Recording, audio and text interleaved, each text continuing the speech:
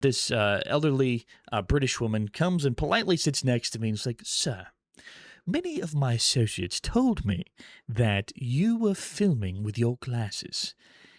And I was like, "Oh, yeah, sorry about that." And she's like, "Sir, I hate to ask you this, but we must delete that footage because it does not belong to us. And nor does it belong to you. It belongs to HBO Max." Hey everybody, it's Justin. Hey, I want to talk to you about my trip to England and to Shakespeare Land, i.e. Stratford-upon-Avon, where I got to see the Mad King. And man, let me tell you, I was not prepared for what I was about to see. I, funnily enough, booked my ticket to see the show before I ever got approval to have a full week off to go to England. So I was, I kind of burned the boats kind of prematurely just to make sure that I could see this show when it came out. And man, am I glad that I did. I've got a couple clips of outside of the theater, the Royal Shakespeare Theater, which is done by the RSC. And this is just a fantastic venue. The people there are fantastic, and you can tell there's a lot of love and care put into the venue. And there was like a festival going on in downtown of Stratford-upon-Avon. Not really sure what that was all about, and didn't really have enough time to check Stratford-upon-Avon out other than just seeing the play because it was 3 hours to get there from Soho and 3 hours to get back. And so one of the things that they make you do when you go and see this play is they make you take this sticker, and I know it's probably not focused. Let me see if I can get it. But the sticker says George R. R. Martin's Game of Thrones The Mad King, Sworn Shield, then has a crossbar through a camera icon. They heavily instructed, do not take photos or film during the show. Don't do it. And I noticed that they released some promo shots during the previews that people could see, and George R. R. Martin made his visit to come watch it. And all that stuff. And you can see this photo of George upon the Iron Throne. Basically, we get there, you go sit inside, and there's a hearth fire basically in the middle. And it's just playing some ominous music, and everybody was settling in. And I was sitting there, and people were trying to take selfies and stuff just before the play started, and they were cracking down pretty quick on people with photos. And I was stupid enough that I thought that I could maybe get away with something. Not necessarily ripping the whole show off and just, selling it to somebody or posting it somewhere, but having a couple clips or some screenshots that I could use in this video that I wanted to do. So if you've heard of Ray-Ban Meta glasses, I wore my set of Ray-Ban Meta glasses, and I just waited for the show to start. And I had some clips of like the theater, how it looked, so that way I could reference this and show you guys what it looks like. And nobody said anything. Nobody knew anything and knew the difference. But there were people, like a lot of audience members across from me that were all sitting there. And I was like, maybe somebody will tattle on me. And if so, I was like, maybe they'll throw me out or beat me up or something. We'll see. The opening act, you have the Targaryen host from where I was sitting, going from left to right. And it appears that they're entering Harrenhal, getting ready for this tourney that will, in the history of Westeros, will go down for the ages. And you have Rhaegar leading that host, obviously. The next scene you have is Lyanna Stark praying in the God's Wood.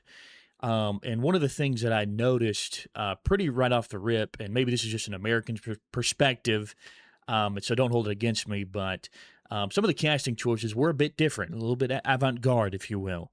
And the major two are all the Dornish actors were African-American actors, and then all the Starks were light-skinned African-Americans, possibly mixed race.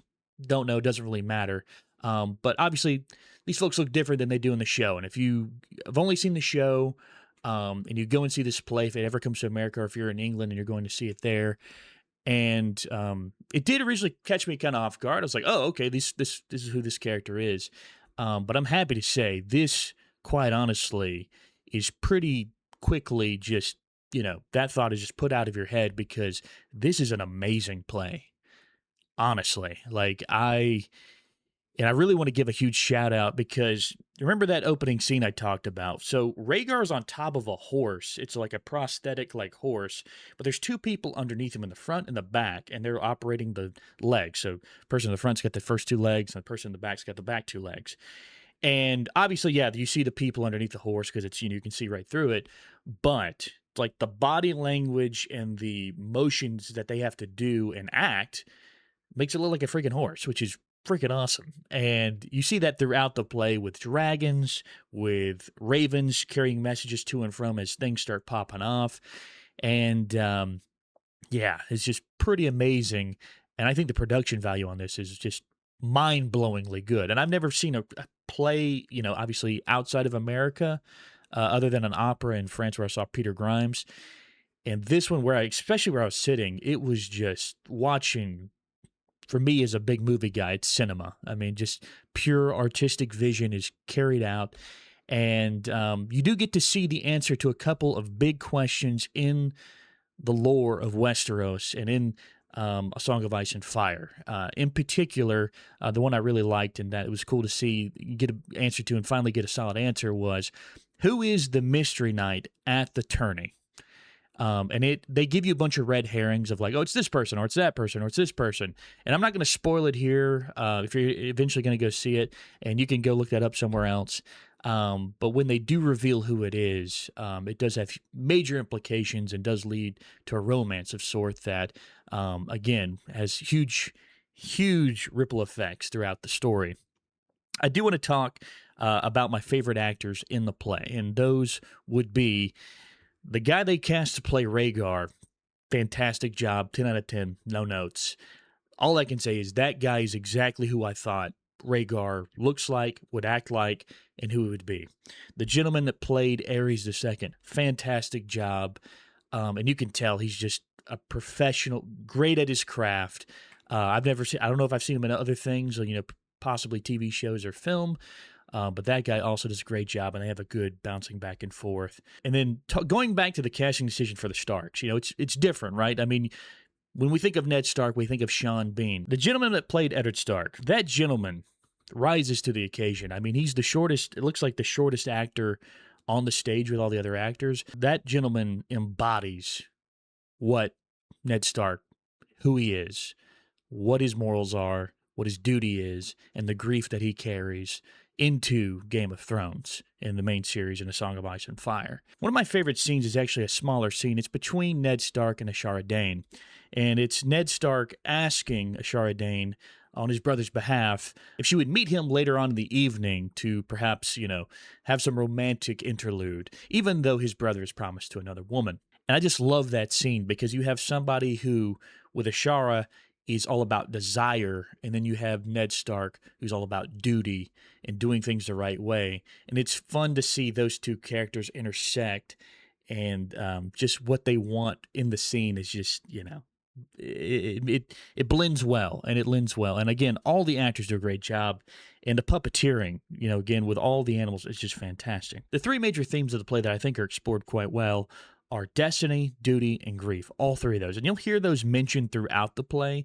But man, this is a masterclass of how to explore emotional themes and get into all of those things and how sticky it can get, not even just in the medieval times, but just on the human side of things. One of the characters that I was hoping we would get more perspective of and understand who he is as a character into his mentorship to Robert and Ned is Jon Arryn.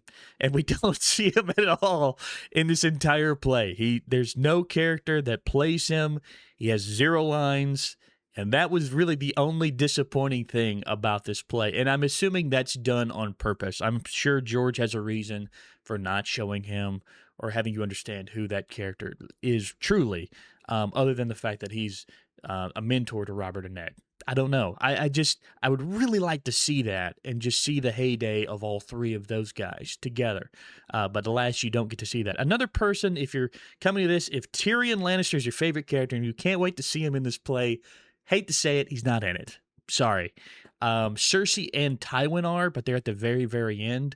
And Jaime does have a good bit of runtime throughout the play that you will see, and you get to see his aspect of things as well. One of the things I was just really impressed by, it kind of took me for a turn, if you will. Though this is called The Mad King, nobody really gets a whole lot of just, individual time just on their own. It is pretty evenly spread out, and you do get to see other perspectives, really very much like the show. and like the books where you have the different chapters, if you will. One of the things I was hoping they would do, but I knew it was probably crazy if they were going to try to do it, was that Tywin Lannister comes in at the very end of the play, towards the very, very end. But he's in the play nonetheless. I was hoping, because they really hyped his character up and he's mentioned a couple times, but I didn't know if he's even going to be in it. I didn't know if they had anybody cast as Tywin Lannister, which if I had the book, I mean, probably should have read this before, but didn't have time, so I just wanted to go in blind. And so Tywin does show up, and the guy that plays him does a fantastic job. But what would have been awesome, what would have been just amazing, is if they just hyped Tywin up, this intimidating machismo presence, if they hyped that up, and then had Charles Dance somehow reprise his role and just show up for a couple scenes towards the end. I mean, I think the whole theater would have just stood up and just, round of applause. But we would have interrupted the entire play, and that's not what the play's about. I think a lot of people could still get a lot out of seeing this play. Even if you've never seen a Game of Thrones or read any of the books, I think it still could stand possibly on its own. And we'll see with the test of time. The big question is, will this theater production, will it get a bigger release out to America? I think it will. I think if they like printing money, I think that would be quite to their advantage if they put it over here.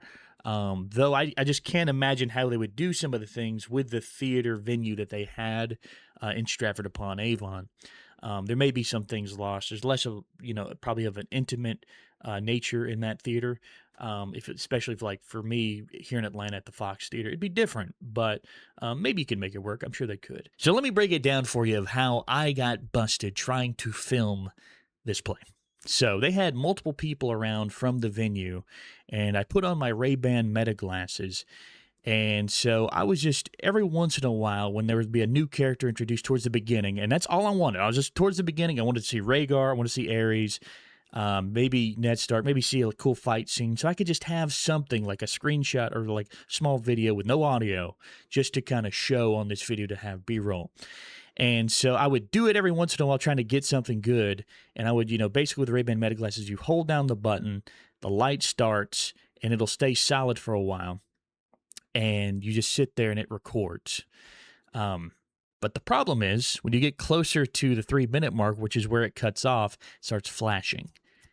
And that's what would tip them off. And I had during the play, like one of the assistants that came up to me and was like, "Sir," and again, I'm from America, so all these people are British. She's like, "Sir, can your glasses film?" Which is just a random question to ask someone. I mean, if you asked that question 20 years ago to somebody, they'd think you're off your rocker. But now that we're living in the future, apparently that's a legitimate question because it is something you can do now. And I just kind of was like, "Oh, sorry, yeah, these are my glasses. I'll just take them off real quick." And I took them off, put them in my case, and just threw it back in my backpack because I was like, don't want to get in trouble, but, didn't want to, ruffle any feathers. And this was during the play, right before the intermission. And so... So I'm sitting there and I just was like, okay, whatever, maybe I've got something I could use and I'll just, wait it out. And so we get to the intermission where Lyanna Stark, she says, "The Song of Ice and Fire, it relates to us." And she's talking to Rhaegar in this scene, and then it goes to black. I thought that was the end of the play, which, even though I'm a theater kid, I was just like, wow, there was so much that happened in the first act. I thought that would be a good place just to leave off. At intermission, I'm sitting there packing all my stuff, and I was like thinking I'm going to leave for the day. But this elderly British woman comes and politely sits next to me and is like, "Sir, many of my associates told me that you were filming with your glasses." And I was like, "Oh, yeah, sorry about that." And she's like, "Sir, I hate to ask you this, but we must delete that footage because it does not belong to us. And nor does it belong to you. It belongs to HBO Max." And, not wanting to get this, elderly British woman who's super polite, super nice, salt of the earth. I was like, yeah, let's just, if you want to sit right, she's already sitting beside me. I'm like, "Hey, I'll just go ahead and delete it off my phone if you want to sit here and watch me do it." And she's like, "Sure." And so I'm deleting it all off. And I've had to, funnily enough, with Meta AI, you have to import it into your phone, then you have to delete it. And so when I was doing that, she saw that I had a prompt for the Discworld convention earlier on in the week. And she was like, I'm actually a Discworld fan myself. And I told her, I was like, hey, I actually finished the Equal Rights book on the way over here on the train. She's like, oh, that's the third book in the series, and it actually gets quite a bit better. And again, super nice, didn't threaten to kick me out or do me bodily harm, kind of like that Monty Python sketch or anything like that. And she was so nice, and she watched me delete it. She was like, now could you please get, and she made sure that I got it fully off my phone, because I forgot there's the recently deleted folder. I do want to give a shout out to the lady who asked me to delete all the things. I know you're just doing your job. I don't hold anything against you. HBO Max, please don't sue me. I don't have any footage from that play. Sorry that I tried. And then for legal reasons, that was all just a big joke. But yeah, I would say if you can make it happen, go see this play as soon as you can. If you're a Game of Thrones fan, especially Song of Ice and Fire book reader like me, dude, go watch it. It's amazing. I think everybody does a great job. And again, I've told a couple people, I think it might be the best theater production I've ever seen, like professionally done. And so, yeah, again, had a great time watching it. And I've got some more England travel videos coming up on my channel. If you enjoyed this one, I really appreciate you watching. Make sure to like, comment down below who your favorite A Song of Ice and Fire or Game of Thrones character is. And we'll see you next time.